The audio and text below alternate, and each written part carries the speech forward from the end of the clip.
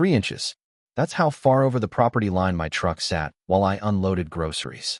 The HOA president Margaret storms across the street in her hot pink pantsuit screaming like I committed a felony.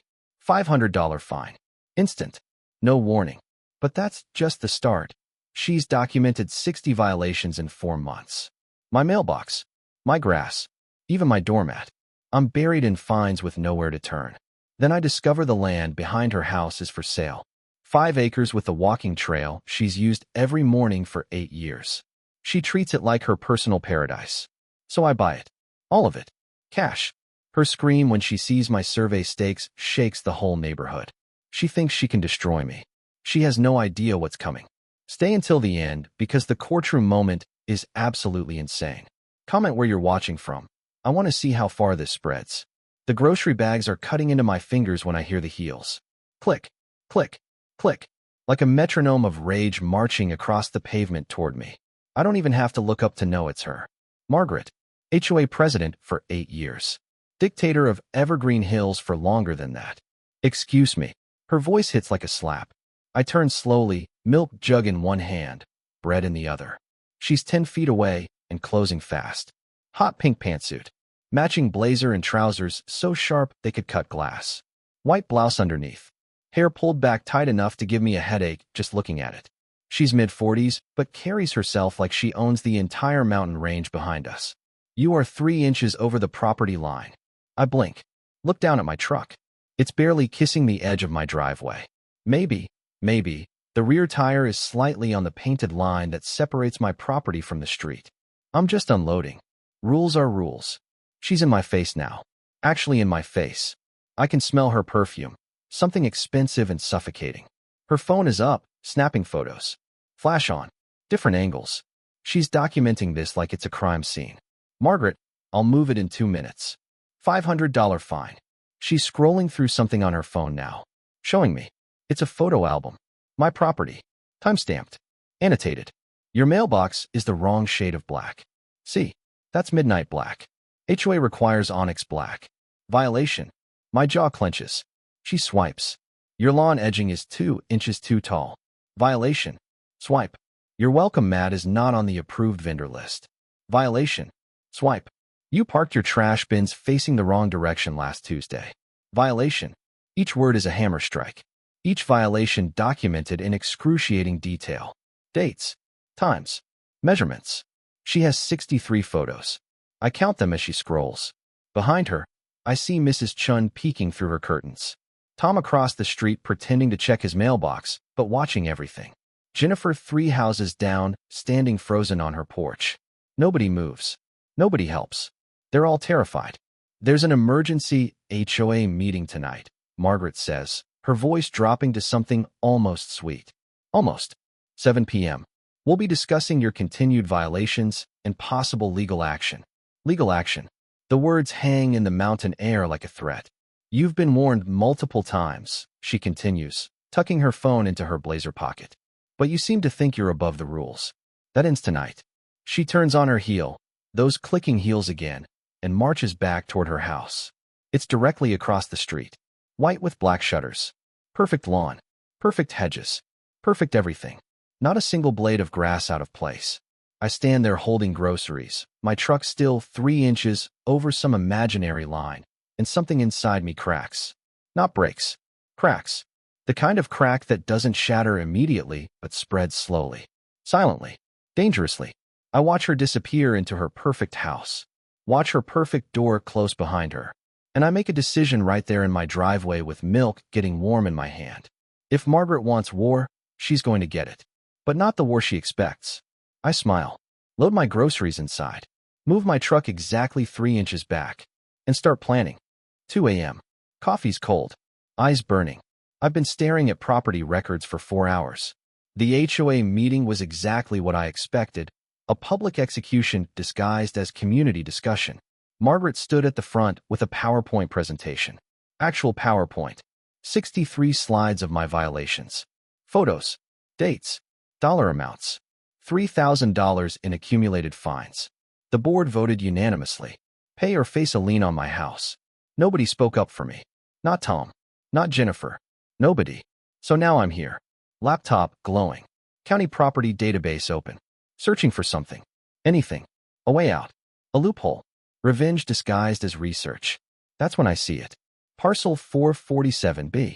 5 acres. Directly behind Margaret's house. I zoom in on the map.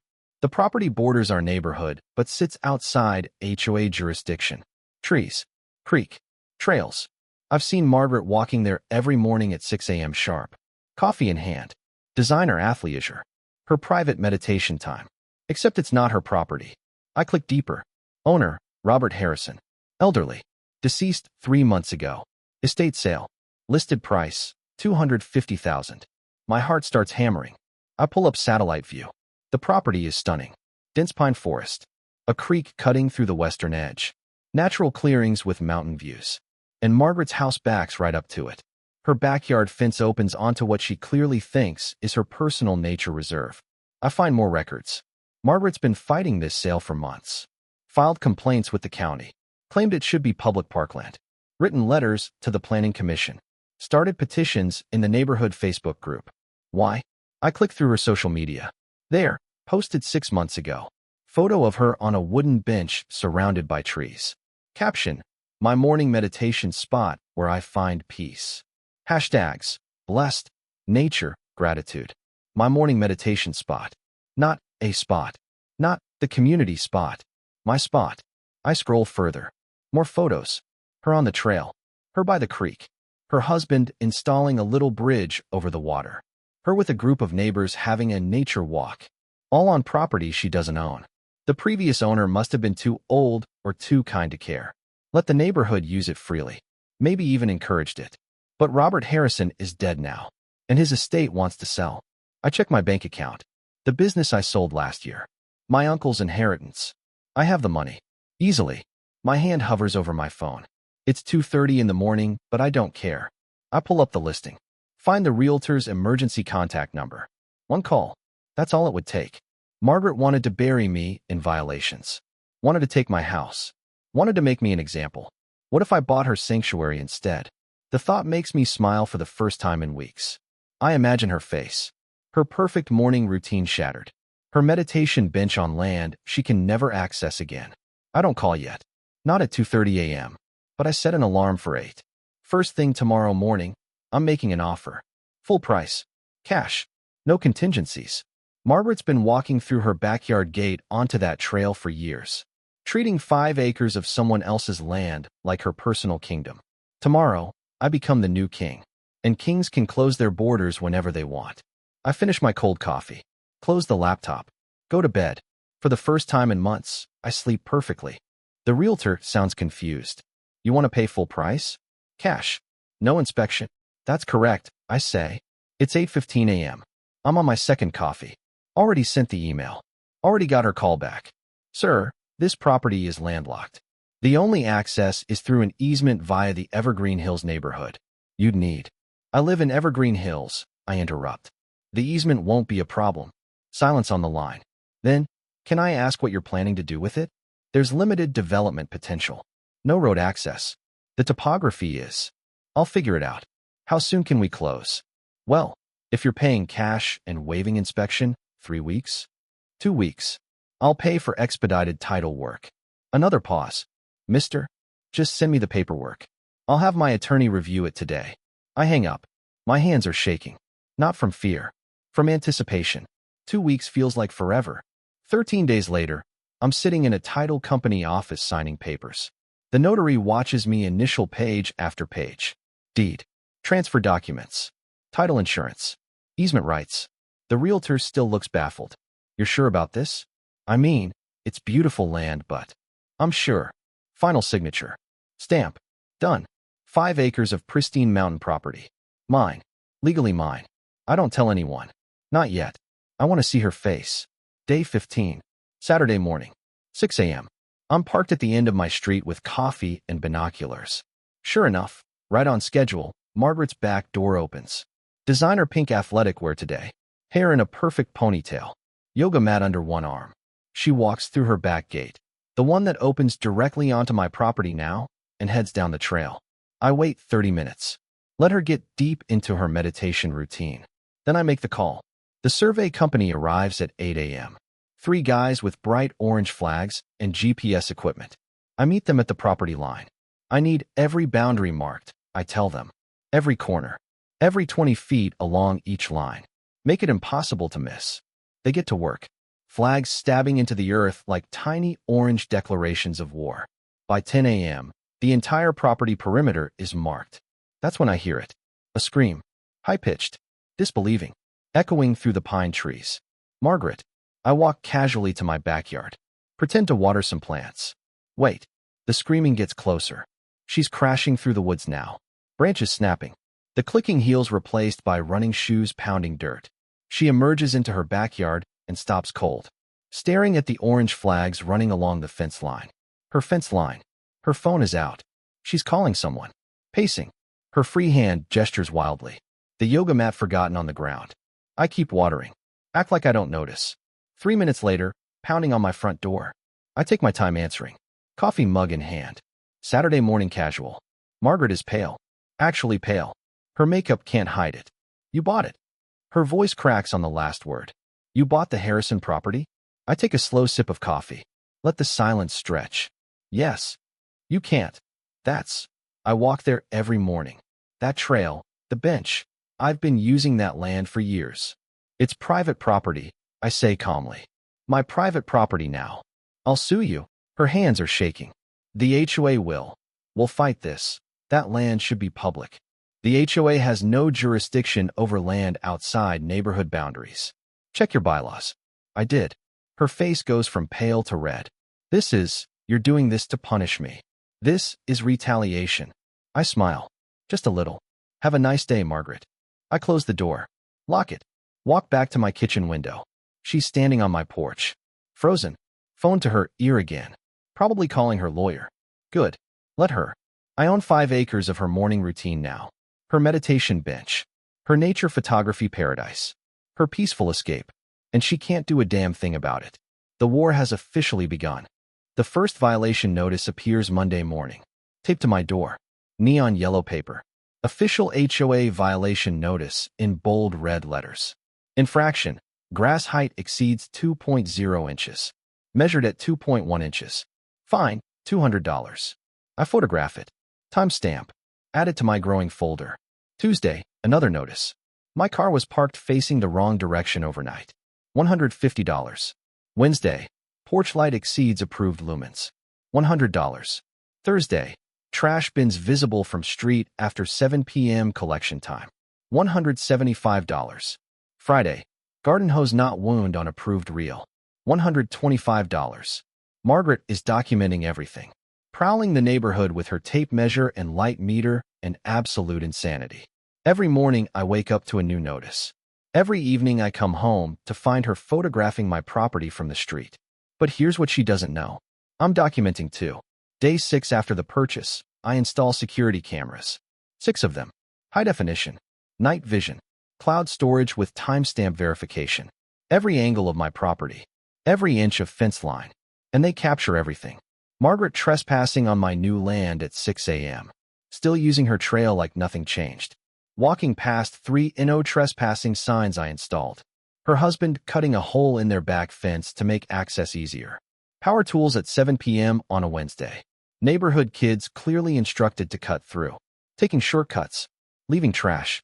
Margaret's gardener dumping grass clippings over my property line. For separate incidents. Every violation saved. Backed up. Legally timestamped.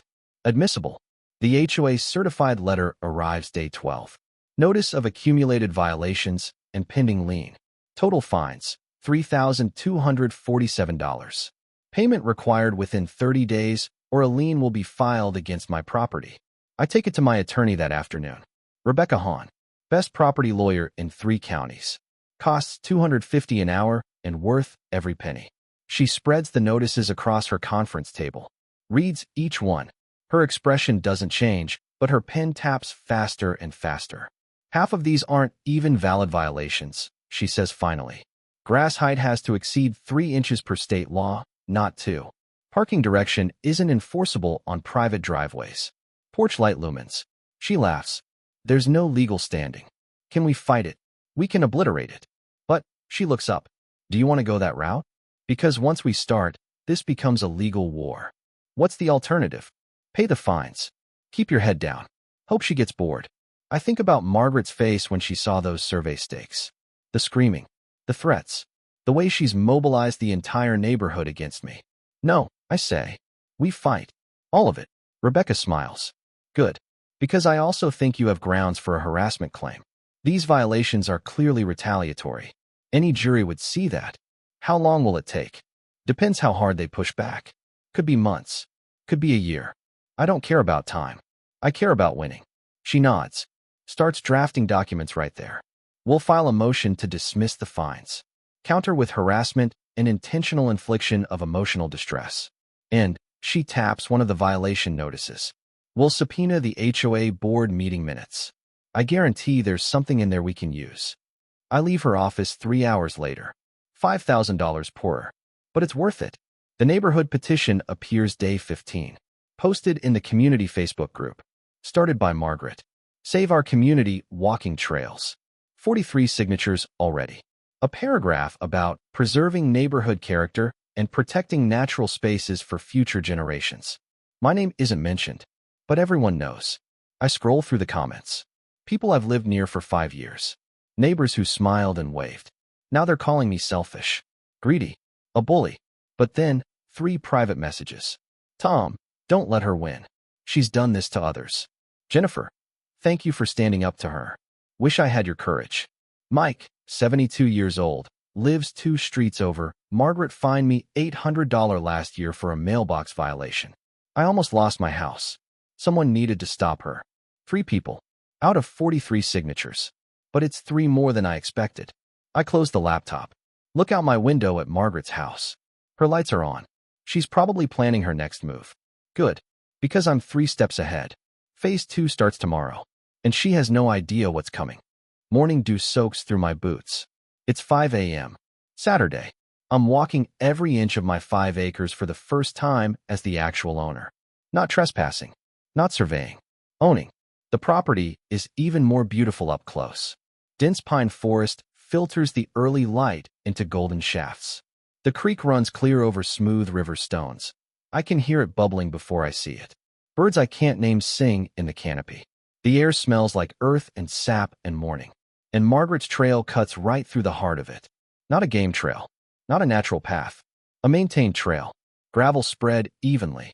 Drainage ditches on both sides. Wooden borders keeping the path defined. Someone put work into this. Years of work. I follow it from her property line toward the county land on the other side. 30 yards total. She uses this route every morning to access public hiking trails beyond. Halfway across, I find the bridge. Wooden. Hand-built. Arched over the creek with decorative railings. Not professional construction, but competent. Recent, maybe 3 years old. I checked the underside. Found what I expected. Carved into the support beam. MH 2021. Margaret Harrison. She literally branded my property. Further along, the meditation bench. Cedar. Weather-treated. Positioned perfectly to view the mountain range through a natural gap in the trees. A small brass plaque mounted on the backrest. Margaret's meditation spot. 2019. The absolute audacity. I photograph everything. Every improvement. Every structure. Every sign of long-term use and assumption of ownership. Then I meet my surveyor at the northern boundary. James, mid-50s, been doing this for 30 years. He walks the property line with his GPS unit, checking the markers his crew placed. So what are you planning? He asks, curious. I want to build. Need to know my options. He pulls up the topographic map on his tablet. Points to the trail area. Best access for any construction would be right here. It's the flattest approach. You'd need to bring equipment through the neighborhood easement, and this is your natural staging area. What if I wanted to fence it? He looks up. The whole property? Just the southern boundary. Along the neighborhood line. James zooms in on the map. Measures. About 200 linear feet. What kind of fence? Privacy. 10 feet tall. Commercial grade.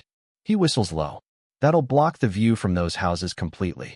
Especially, he checks the property records on his tablet. Especially this one. Lot 47. That's right where the trail access is. I know. He gives me a long look. You sure about this? Very sure. What do I need? Building permit from the county. Environmental impact review since you're near the creek. Maybe some variances depending on setback requirements. How long? 2 weeks for permits if you push. Another week for construction. Fences are pretty straightforward. I nod. Already planning. Let's say I wanted to start immediately. What's the fastest path? James thinks. I can have permit applications filed by Monday. You'll need an environmental consultant to sign off. I know a guy who can fast-track it. Contractor needs to be licensed and bonded. I can recommend 3. Do it. All of it. Whatever it costs. He grins. Your property, your choice. But that woman whose house backs up here?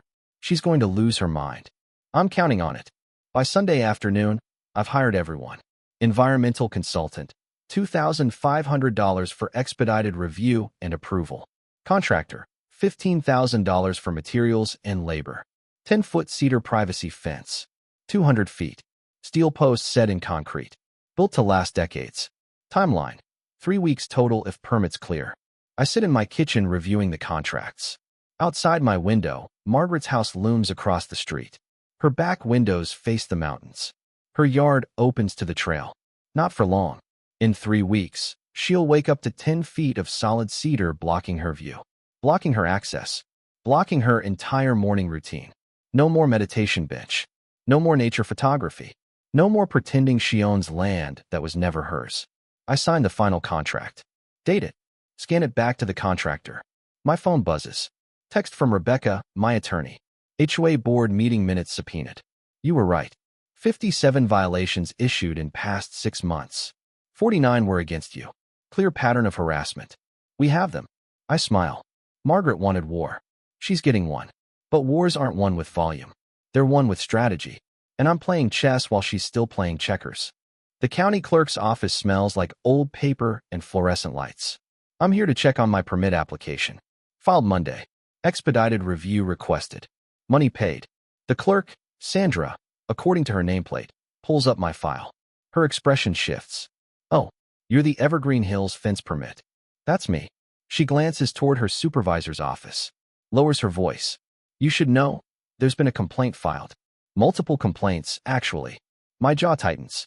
From who? Margaret Harrison, HOA president. She filed an official objection citing sight line violations, environmental concerns, and Sandra scrolls. Community standards disruption. Community standards aren't a legal basis for denial. I know, but she's requested a public hearing. Planning Commission has to schedule it now. When? Thursday, 2 p.m. You'll need to present your case. She'll present hers. Commission votes afterward. I nod slowly. I'll be there. Thursday arrives with iron gray clouds, threatening rain. The Planning Commission meeting room is packed. 40 people crammed into a space meant for 20. I recognize most of them, my neighbors. Margaret orchestrated this. Obviously. I'm in a suit. Navy blue. White shirt. Conservative tie. My attorney Rebecca beside me in a sharp gray pantsuit. We have a 3-inch binder of documentation. Margaret arrives 10 minutes late. Strategic timing. Makes an entrance. Sand beige pantsuit today. Hair perfect. She's brought 15 neighbors and a petition with 200 signatures. The commission chairman, elderly guy named Douglas, calls the meeting to order. Permit application 2024 to 1847. Privacy fence construction. Applicant, Rebecca Stans. Rebecca Hahn, representing the property owner. The application is for a standard privacy fence on private property. All setback requirements are met. Environmental review has been completed and approved. There are no legal grounds for denial. Douglas nods. Objection. Margaret rises. She's holding a portfolio. Leatherbound. Of course it's leatherbound. Chairman Douglas. Commission members. Concerned citizens. Her voice quivers. Practiced emotion. This isn't just about a fence. This is about preserving our community's character. Our way of life. She opens the portfolio. Pulls out photos. Passes them to the commission. This land has been a community resource for decades. Generations of families have walked these trails. Children have played by that creek. People have found peace and solace in that natural space. Someone in the audience murmurs agreement. And now, out of pure spite, one man wants to destroy all of that. He wants to build a 10-foot wall, a wall, cutting off access, blocking views, destroying the natural beauty that makes Evergreen Hills special. More murmurs. A few nods. Margaret's voice breaks. Actually breaks. She dabs at her eyes. I walk that trail every morning. It's where I meditate, where I process the stress of serving this community. And he wants to take that away from me. From all of us. She sits. The audience actually applauds. Douglas looks uncomfortable. Mister? I stand. Slow and calm. Thank you, Chairman. I'd like to present some additional information. Rebecca hands me the laptop. I connect it to the room's projector. Security footage fills the screen. This is from my property cameras, installed legally on my own land. The video shows Margaret walking past a clearly visible "No trespassing" sign. Timestamp, 6:07 a.m., 3 days ago. Another clip. Her husband with bolt cutters, cutting my fence line. Timestamp, 7:43 p.m., last week. Another. Margaret's gardener dumping grass clippings over my property line. Timestamp, 2:15 p.m., Tuesday. The murmurs shift. Douglas leans forward. Ms. Harrison, you've been trespassing? Margaret's face drains of color. The previous owner never minded. It's always been open. The previous owner is deceased, Rebecca says quietly. Implied permission died with him. I switch slides. This is an HOA violation log. 57 violations issued in 6 months. 49 directed at me specifically, all after I purchased the Harrison property. Another slide. This is state law regarding retaliatory HOA enforcement. This is the definition of harassment. The room has gone completely silent. Douglas looks at Margaret. She's standing now, hands shaking. He's twisting everything. I'm protecting our community from order. Douglas bangs his gavel once. Looks at the other commissioners. They're whispering among themselves. Finally, we'll take a 5-minute recess. 7 minutes later, they return. Douglas clears his throat. Permit 2024 to 1847 is approved. Build your fence, sir. Margaret shoots to her feet. This is outrageous. I'll appeal. I'll sue. Ms. Harrison. Douglas's voice cuts through her rage. I suggest you consult with your own attorney. Because based on what we just saw, you may have bigger problems than a fence. Security is walking toward her now. Not aggressive, just present. She looks around the room. At her neighbors. At the commission. At me. Pure hatred burns in her eyes. This isn't over, she hisses. Then she storms out. Half the audience follows. But half stays seated. Watching. Tom catches my eye. Nods slightly. Rebecca closes her binder. Well, that went well. I'm shaking. Adrenaline crash. But also relief. The fence is approved. Construction starts Monday. Monday morning. 7 a.m. sharp. The sound of diesel engines rumbles through the neighborhood like thunder. I'm standing at the property line with coffee, watching 3 trucks pull up. Post-hole digger. Cement mixer. Flatbed loaded with cedar planks. The foreman, Carlos, built like he's been doing this for 30 years, shakes my hand. Ready to build a wall. More ready than you know. The crew gets to work. Gasoline-powered auger bites into earth. The sound is violent. Necessary. Every hole another foundation point for what's coming. 7:15 a.m. Margaret's back door flies open. She's in a bathrobe. Hair uncombed. Face bare of makeup. I've never seen her like this. Raw and unprepared. She stumbles into her backyard like she's been shaken awake by an earthquake. Because in a way, she has been. Stop. She's screaming at the workers. Running toward the property line in slippers. Stop right now. Carlos looks at me. I shake my head slightly. He turns back to his crew. Keep working. Margaret reaches the fence line, breathless. You can't do this. I'll call the police. Police are already notified, I say calmly. Sip my coffee. For my protection. They're aware of the valid permits and your history of interference. As if on cue, a patrol car pulls up. 2 officers step out. They know Margaret. I can tell by the tired recognition in their eyes. Ma'am, the older officer says. His nameplate reads Rodriguez. Do you have business here? He's destroying our neighborhood. He's building a wall to block. Does he have permits? She falters. Yes, but then he has the right to build on his property. I need you to step back. This is harassment. Margaret's voice cracks. He's doing this to punish me. Rodriguez exchanges a glance with his partner. Ma'am, we've received multiple complaints about HOA harassment from this address. I suggest you consult your attorney and let this gentleman build his legal fence. Margaret's face cycles through emotions. Rage. Disbelief. Humiliation. The neighbors are watching now, Curtains pulled back, people standing on porches, watching their untouchable HOA president get shut down by police. She retreats to her house without another word. The construction continues. By noon, the first section is standing. 10 feet of solid cedar. 6 posts sunk in concrete. The wood is beautiful, natural grain, professionally cut, gaps so tight you can't see through. And it runs exactly where her walking trail used to be. I eat lunch on my back porch, watching the crew work. The fence is growing like a living thing. 8 feet, 12 feet, 20 feet of length now. Margaret's back window faces this direction. I see her silhouette there, just standing, watching her view disappear board by board. Day 2. The fence reaches 50 feet. Half done. Her husband comes over that evening. He's quieter than Margaret. Reasonable seeming. Gray hair, polo shirt, tired eyes. Look, he says, standing on my driveway. Can we talk about this? Man to man. I'm listening. Margaret's not handling this well. This trail meant a lot to her. Is there any way we could work something out? Maybe a gate? Access easement. I set down my drink. Look at him directly. Where was this reasonableness when she was fining me for mailbox colors?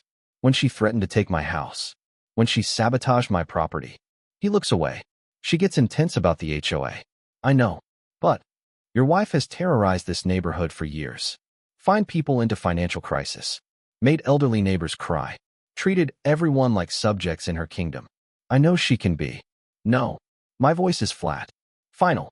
You don't get to play good cop now. You stood by while she did all of it. You cut my fence with bolt cutters. I have footage. His face pales. I was just trying to leave my property. Now, he does. Day 3. The fence is 75% complete. Morning arrives with fog rolling through the mountains. The crew works through it. Hammers echo. Saws whine. Boards slide into place with satisfying precision. By sunset, it's done. 200 feet of 10-foot cedar privacy fence, running the entire southern boundary, blocking Margaret's backyard view completely. Where she once saw mountains and trees and open sky, she now sees wood. Just wood. Her meditation bench sits on the other side. Unreachable. Her bridge over the creek. Her trail. Her morning routine. All of it cut off by a wall that's perfectly legal and absolutely permanent. I stand in my backyard at dusk, looking at the completed fence. Carlos shakes my hand one final time. Nicest fence we've built all year, he says. Shame about the situation, though. She made her choices. I made mine. He nods. Packs up. Drives away. I'm alone in the dimming light. The fence stands like a monument. To property rights. To standing up. To justice. Margaret's house is dark except for one back window. She's there. I can see her silhouette against the glass. Still watching. Still processing what she lost. Good. Let her feel it. The sound wakes me at 2:17 a.m. Crack. Crack. Crash. I'm out of bed instantly. Heart hammering. Grabbing my phone. More crashing. Splintering wood. Metal on wood impacts. The fence. I pull up the security camera app. Switch to live view. Night vision shows everything in ghostly green. 2 figures. Hoodies. Gloves. One has a sledgehammer. The other has a crowbar. They're attacking the fence like it personally wronged them. Already 3 panels are destroyed. Completely demolished. Wood splintered across the ground.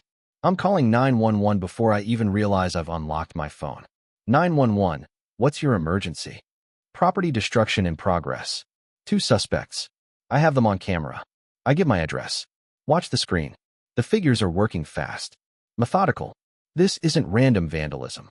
This is targeted rage. Another panel caves inward. The sledgehammer wielder swings like they're trying to kill the fence itself. The body language is familiar. The height. The movements. Margaret. I'm sure of it. 5 minutes. That's how long until I hear sirens. The figures hear them too. They drop their tools and run. Disappearing into the trees on my property. Trespassing even now. I throw on clothes. Grab a flashlight. Meet the police at the front. Officer Rodriguez again. He looks even more tired than before. Show me. We walk to the fence. 3 panels completely destroyed. Wood scattered like a bomb went off. Boot prints in the mud. The sledgehammer and crowbar abandoned in the grass. Security footage? Rodriguez asks. I pull it up on my phone. Show him everything.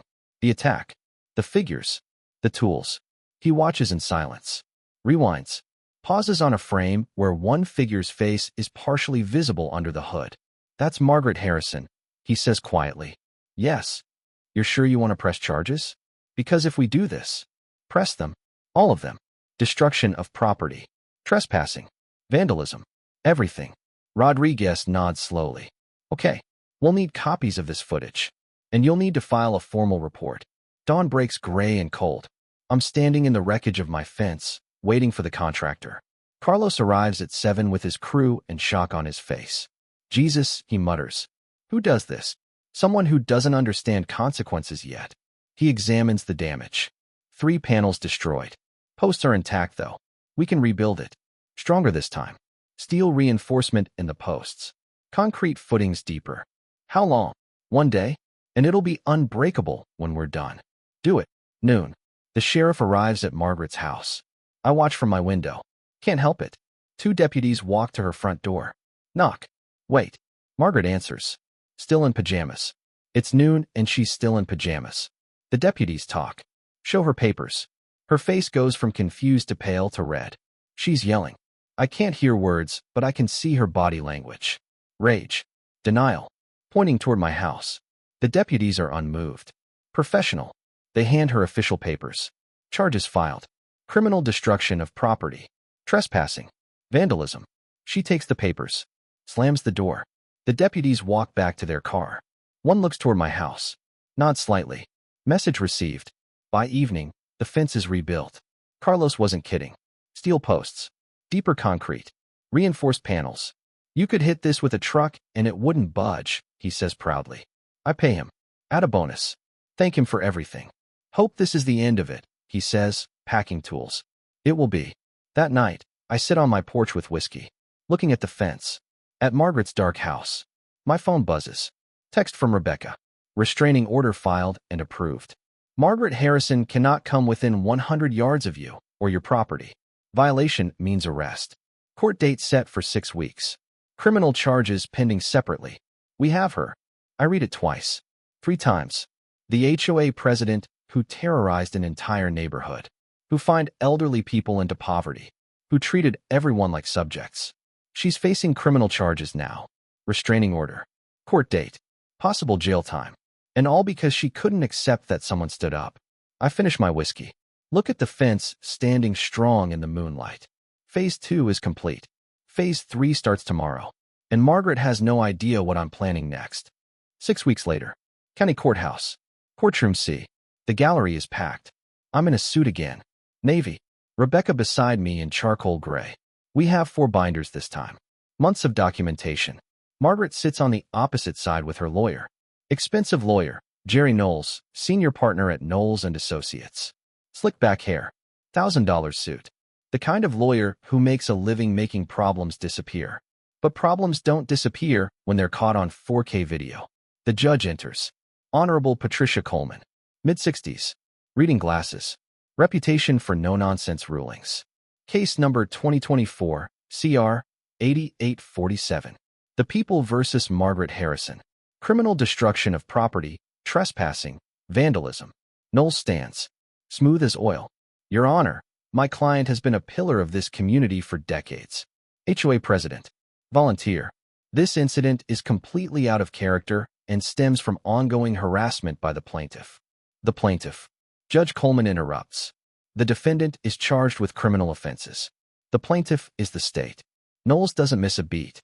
Of course, Your Honor. What I mean to say is that he checks his notes. The property owner has engaged in a sustained campaign of harassment against my client, and her response, while regrettable, was driven by extreme emotional distress. The defense is arguing emotional distress as justification for property destruction? We're arguing context, Your Honor, for the court to understand. I'll hear the evidence. Prosecution. The assistant DA stands. Young guy. Probably his first year. But he's prepared. Your Honor, we have video evidence. Clear footage of the defendant destroying property valued at over $4,000. We also have evidence of prior harassment by the defendant toward the victim. Show me. The courtroom screen flickers to life. Security footage. Crystal clear. Margaret in a hoodie, face partially visible, swinging a sledgehammer. Her husband with the crowbar. 3 panels destroyed in 8 minutes. The courtroom is silent. Judge Coleman watches without expression. When it's over, does the defendant dispute this is her in the footage? Knowles shifts. Your Honor, my client was under severe emotional distress. The property owner purchased land specifically to antagonize. That's not what I asked. Is that your client in the video? Long pause.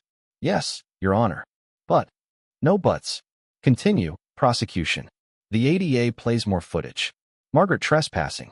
Multiple dates. Despite no trespassing signs. Despite warnings. Then Rebecca stands. Your Honor, may I approach? I represent the property owner in a related civil matter. Proceed. Rebecca presents the HOA harassment timeline. 63 violations in 4 months. All directed at one person. All after he purchased property legally. Then character witnesses. Tom takes the stand. Quiet, honest Tom. How long have you lived in Evergreen Hills? The ADA asks. 12 years. And your experience with Margaret Harrison as HOA president? Tom takes a breath. She fined me $600 for planting the wrong type of flowers. Threatened to put a lien on my house when I couldn't pay immediately.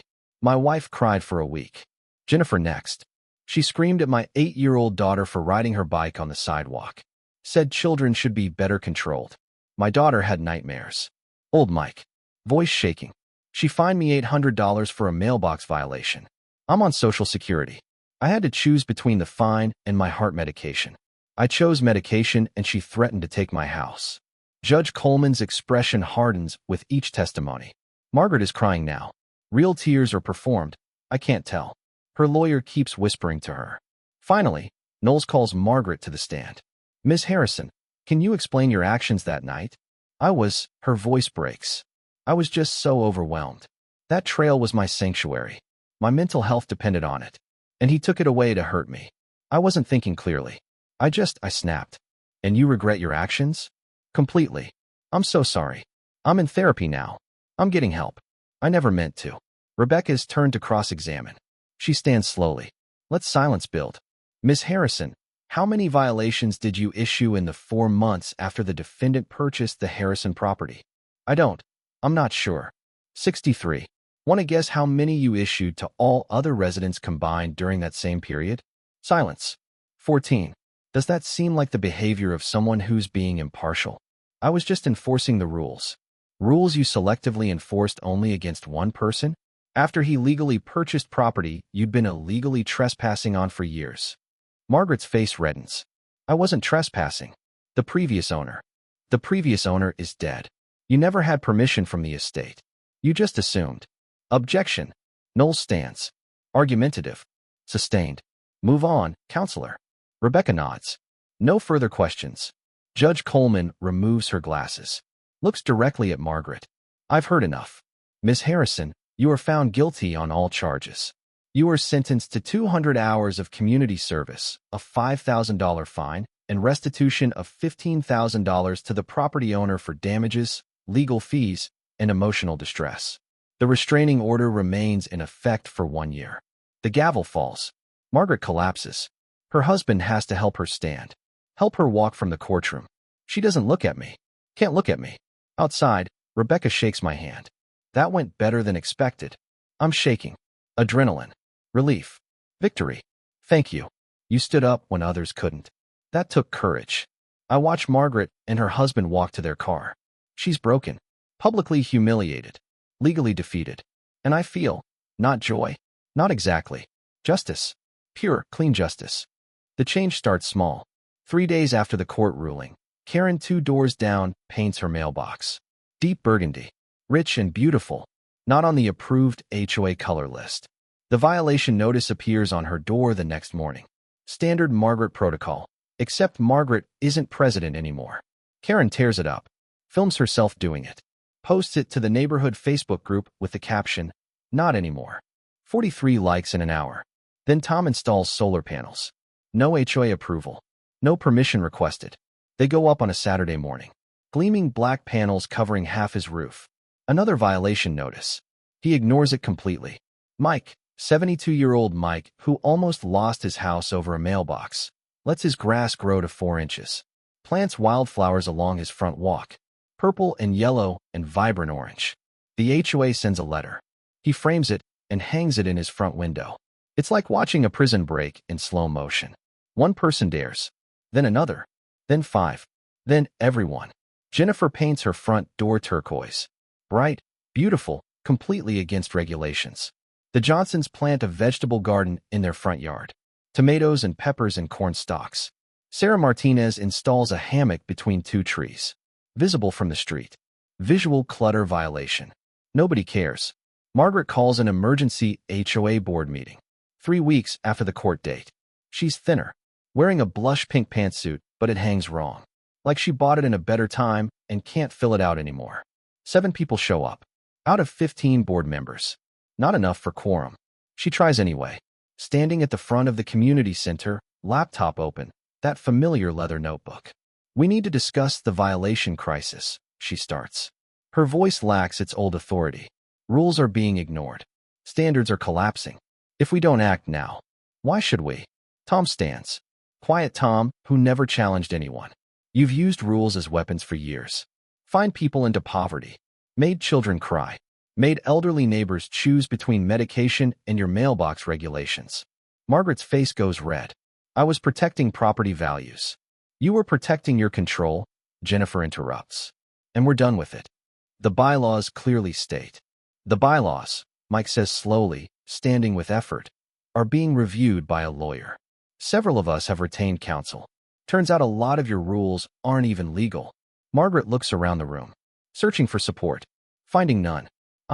I've dedicated 8 years to this community. You've terrorized this community for 8 years, Tom says. Not angry, just factual. And now we're taking it back. Sarah Martinez stands. I move for a vote of no confidence in Margaret Harrison as HOA president. Seconded. Jennifer says immediately. Margaret's hands shake. You can't. There are procedures. All in favor. 7 hands rise. Every person present. Motion passes. Margaret, you're removed as president. Effective immediately. Please leave the meeting. She stands there. Frozen. The leather notebook falls from her hands. Pages scatter across the floor. Years of violations, measurements, photos, control. Nobody helps her pick them up. She walks out. The door closes behind her. Tom is elected new president. His first motion, rescind 80% of Margaret's rules. Passed unanimously. For weeks later, a for sale sign appears in Margaret's yard. Motivated seller in red letters. The realtor, different one this time, tells me privately they're moving 2 towns over. Fresh start. Margaret can't handle living here anymore. She's broken, the realtor says. Completely broken. I watch them pack. Margaret and her husband loading boxes into a U-Haul. Her movements are slow. Defeated.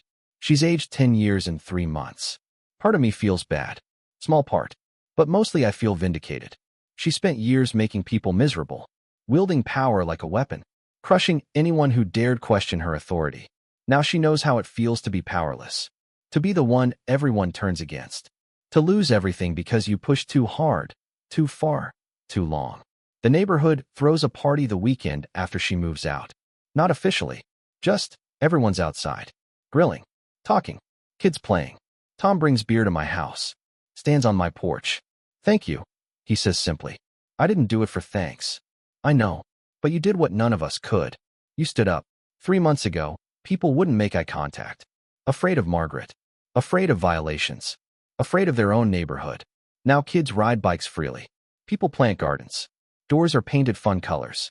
Mailboxes express personality. The neighborhood breathes again. And I'm not the villain anymore. I'm not the troublemaker. With Margaret gone, I finally start developing my 5 acres properly. Not for spite. Not for revenge. For beauty. I hire an environmental consultant, Dr. Sarah Chun, doctorate in conservation ecology. She walks the property with me on a misty morning. You could develop 80% of this, she says, examining soil samples. But you shouldn't. What would you do? She looks at the creek, the trees, the natural clearings. Preserve it. Work with it. Show people how to develop responsibly. We spend 3 weeks creating a plan. Preserve the creek corridor completely. Leave the old-growth pines untouched. Protect wildlife corridors. But that clearing with the mountain view? That becomes something special. Construction starts in late spring. Different kind this time. Not walls. Bridges. A pavilion rises in the clearing. Open air. Rustic cedar that matches my fence, but welcoming instead of blocking. Post-in beam construction. Metal roof. Picnic tables underneath. Stone pathways wind through the property. Not paved. Natural flagstones set in gravel. They follow the land's contours instead of fighting them. The creek gets a new bridge. This one engineered properly. Beautiful stonework. Wide enough for wheelchairs and strollers. Benches every quarter mile. Not Margaret's bench with her name on it. Simple cedar benches with brass plaques. Rest here. Listen. Breathe. Native wildflower gardens. Purple lupin. Indian paintbrush. Mountain daisies. They'll bloom in waves from spring through fall. And the entrance, where Margaret's trail used to be, gets a wooden arch and a sign. Harrison Memorial Park. In memory of Robert Harrison, previous owner. Open to Evergreen Hills residents. The grand opening is a Saturday in June. Sunny. Perfect temperature. Mountain air crisp and clean. I didn't plan a ceremony. Didn't send invitations. Just open the gate at dawn and let people discover it. By 9 a.m., there are families at the pavilion. Kids exploring the creek. Dog walkers on the trail. Tom finds me planting flowers near the entrance. You didn't have to do this. I wanted to. After everything she put you through, most people would have just kept it locked down. Made her suffer. Making her suffer wasn't the point. Showing what community actually means, that was the point. Jennifer arrives with her daughter, the one Margaret screamed at for riding a bike. The girl is chasing butterflies through the wildflower garden. Laughing. She's not afraid anymore. Jennifer says quietly. None of us are. By noon, 30 people are using the park. Families picnicking. Teenagers sketching by the creek. Old Mike sitting on a bench, just breathing mountain air. The local newspaper shows up at 2. Reporter named David. Mid-30s. Genuine smile. I heard about this place. About the whole situation. Mind if I do a story? Keep it simple. This isn't about me. But it is, though. You turned a property dispute into a community resource. That's news. The article runs 3 days later. Front page of the local section. Community space created from HOA dispute. The headline could have been sensational. Could have dragged Margaret through the mud again. But David kept it respectful. Focused on the transformation instead of the conflict. The photo shows kids playing at the pavilion. Mountains in the background. Pure joy. My phone rings for days after. People thanking me. Other HOA victims sharing their stories. Even a few calls from neighboring towns asking about the design, the cost, the process.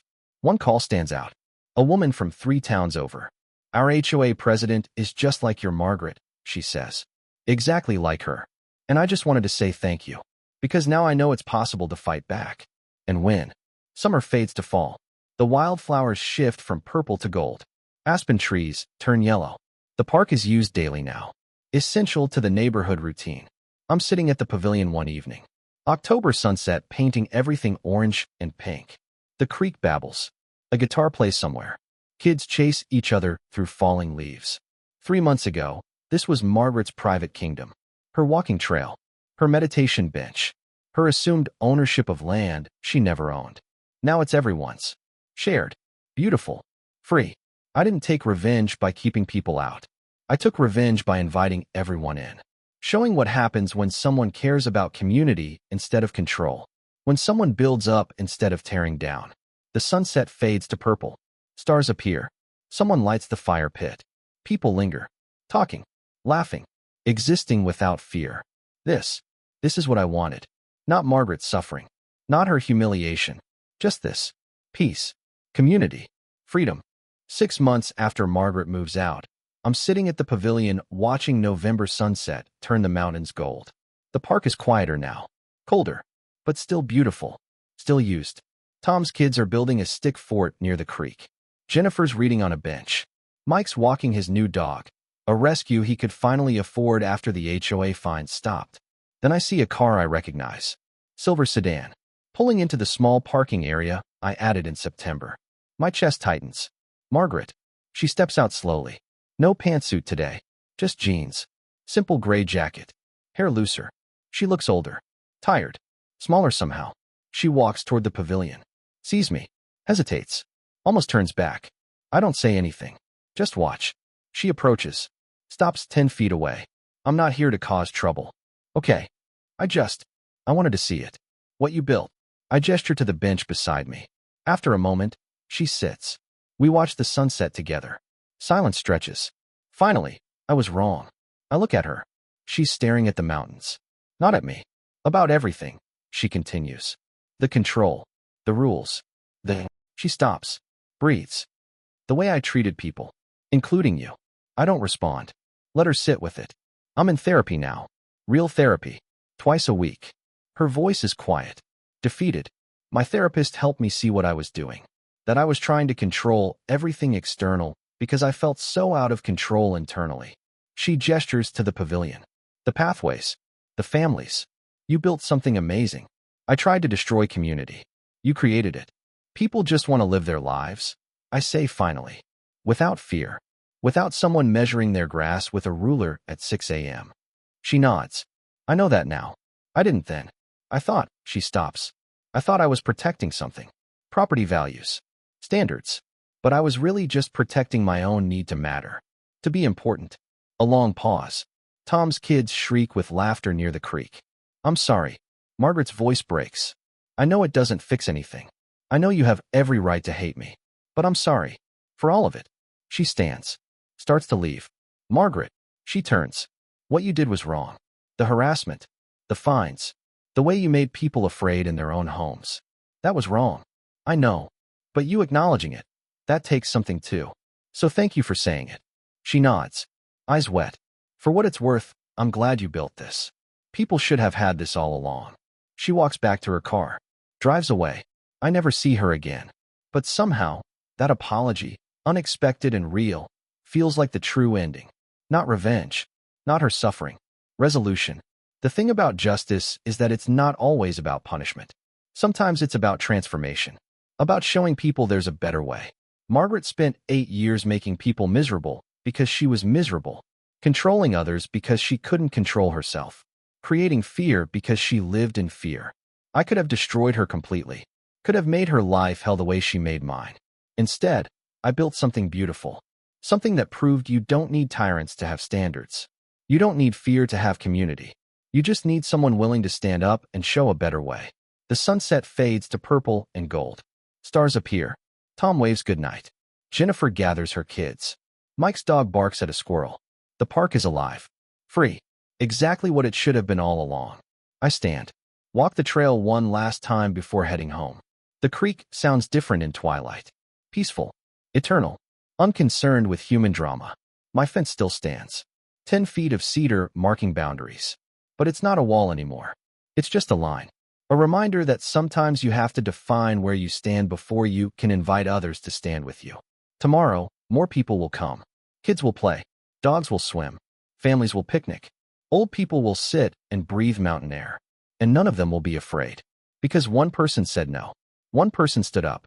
One person showed that bullies only win when good people stay silent. Margaret's gone. The tyranny's over. The neighborhood breathes. And me?